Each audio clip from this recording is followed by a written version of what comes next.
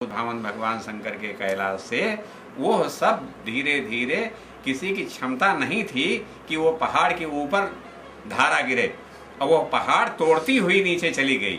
और जब कैलाश से नीचे आते आते आते आते वो सारी धाराओं को अलग अलग करते, आज उसे हम कहते हैं गोमुख। तो गोमुख में जब आए हैं तो इनको सरकार को जैसे और घाट बनाए थे और चीजें बनाई थी, तो इनको एक जैसे संग्रह करके भगीरथ के समय से जब ये धारा निकली थी उनके सामने से, तो वहीं से इनको संग्रह करना चाहिए था कि इस धारी धारा को इकट्ठा करके हम और फिर गोमुख में ले आकर के और गंगोत्री और यमुनोत्री से लेकर के हम फिर सारी धाराओं को हम ऋषिकेश में ले आवें, हरिद्वार में ले आवें, और ले आने के बाद मूल धारा को हम कदापि उसको छेड़छाड़ न करें जी।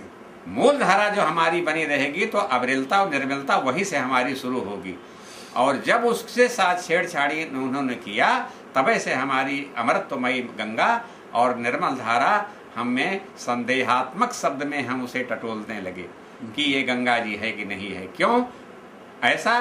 क्योंकि विद्युत परियोजनाओं को बना करके, टेहरी बांध बना करके, इन्होंने कमर्शियल बना करके उसे उन्होंने पैसा पैदा करना शुरू किया, और हमारी आस्था पे ठेस पहुंची है और उसको उन्होंने लताड़ा, जो आज दिन तक हमारे मन में ठेस है, और ठेस तब तक रहेगी जब तक हमें अविरल निर्मल गंगा नहीं मिलेगी जी। इसके संदर्भ में जो ये जो बट का पेड़ है, यहाँ पर जो इसकी जो आध्यात्मिक क्षमता है, जहाँ पर कि राम ने, महावीर ने और सब लोगों ने तपस्याएं की, यहाँ से होकर के गंगा जी का ये प्रयाग इलाहाबाद जहाँ पर हम बैठे हैं, वहाँ के विषय में गंगा जी का इस स्थल से क्या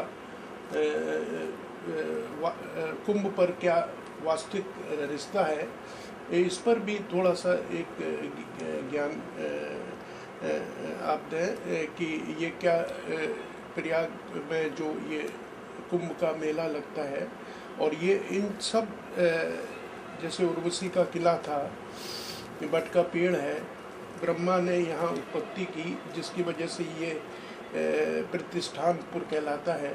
तो इन सब चीज़ों का सामूहिक जो असर है, जो आध्यात्मिक क्षेत्रों से जुड़ा माना जाएगा, कुंभ पर क्या क्या आस्थाओं को सुरक्षित रखना है और उसका क्या उपाय आप सजेस्ट करेंगे जो हम लोग मांग कर सकें कोर्ट के द्वारा।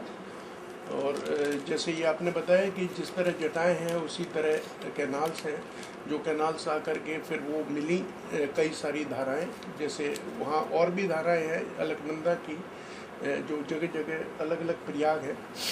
उसके अलावा भागीरथी का जो ये मिलता है देव प्रयाग में आकर के, इससे पहले रुद्रप्रयाग, ये जो है वो अलग अलग है, और वो मिलकर के जो अलकनंदा और भागीरथी का जहाँ देव प्रयाग पर आकर के मिश्रण होता है, तो एक भागीरथी ये मिलकर के गंगा का रूप लेती है।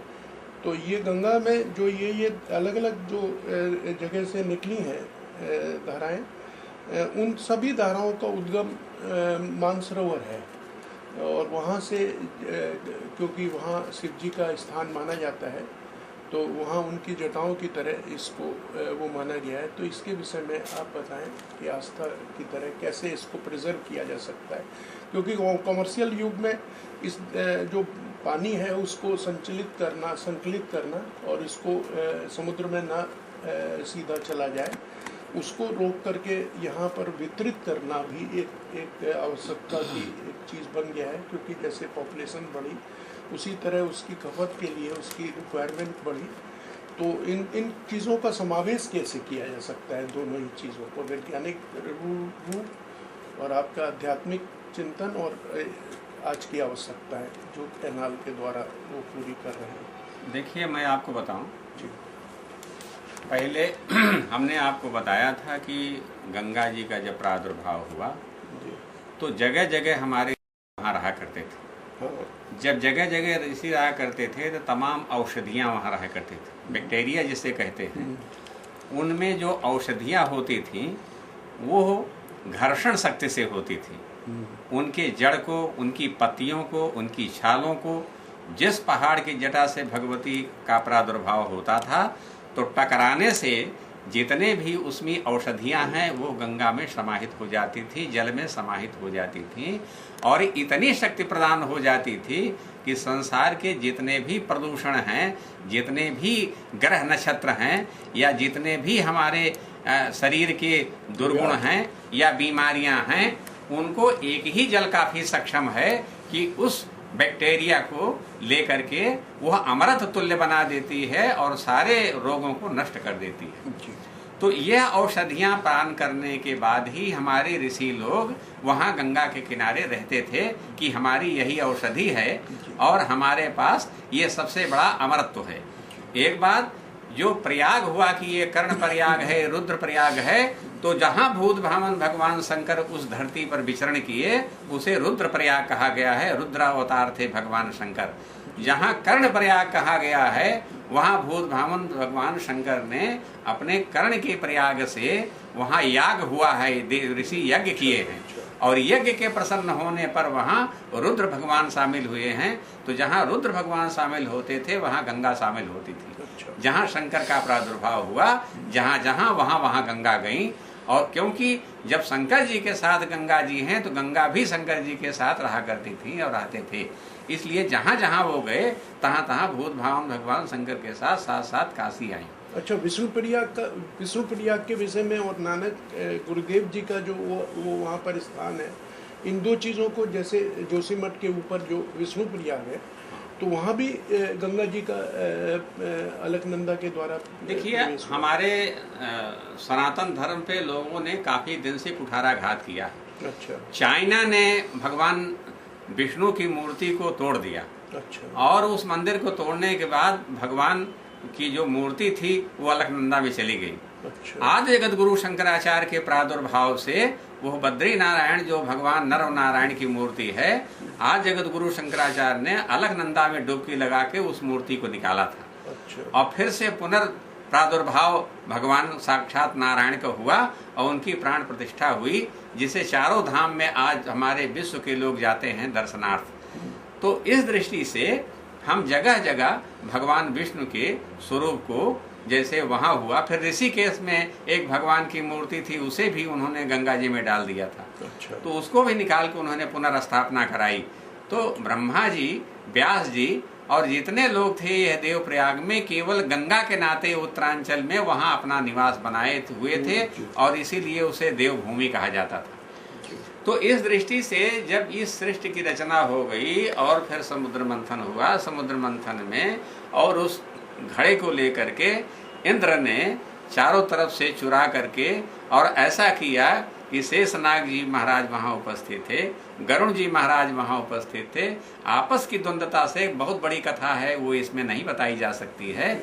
लेकिन जब यहाँ आने पर इस जगह जिसे तीर्थ प्रयाग कहते हैं आप तीर्थ स्थल में, तो यहाँ भगवान के सामने 3 महीने तक उस सृष्टि के समय अनुसार 3 महीने तक युद्ध हुआ राक्षसों और देवताओं में। अच्छा। लेकिन जब उन्होंने अपनी पराजय हर जगह राक्षसों ने स्वीकार कर ली तो उसके बाद समझौता भी हुआ, और समझौते में यही तीर्थराज प्रयाग है कि 3 महीने के लिए, 3 दिन के लिए इस सृष्टि ने गंगा जी को स्वीकार किया कि गंगा जी ही सक्षम हैं जहां इतना बड़ा विवाद समाप्त हो सकता है।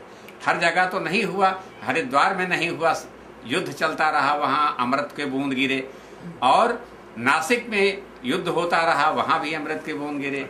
उज्जैन में, क्षिप्रा में, वहां भी बूंद गिरे। लेकिन तीर्थराज प्रयाग में जो 3 महीना युद्ध हुआ, यहाँ बूंद नहीं गिरा, यहाँ तो साक्षात घट ही रखा गया, और घट से लगातार 3 दिन तक उस अमृत की वर्षा हुई।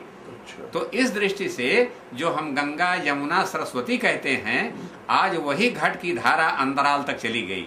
गंगा जी का पानी कम हो सकता है, यमुना जी का पानी कम हो सकता है, लेकिन सरस्वती जो नीचे से उद्भव उनका हुआ है उसका पानी कभी कम नहीं हुआ है। तो इस दृष्टि से यह तीर्थराज प्रयाग माना गया है, और इस तीर्थराज प्रयाग में गंगा जी का विशेष महत्व है। वैज्ञानिक लोग भी बराबर इसे खोजते रहे कि आखिर कारण क्या है कि जैसे हम तमाम विडंबनाओं के हो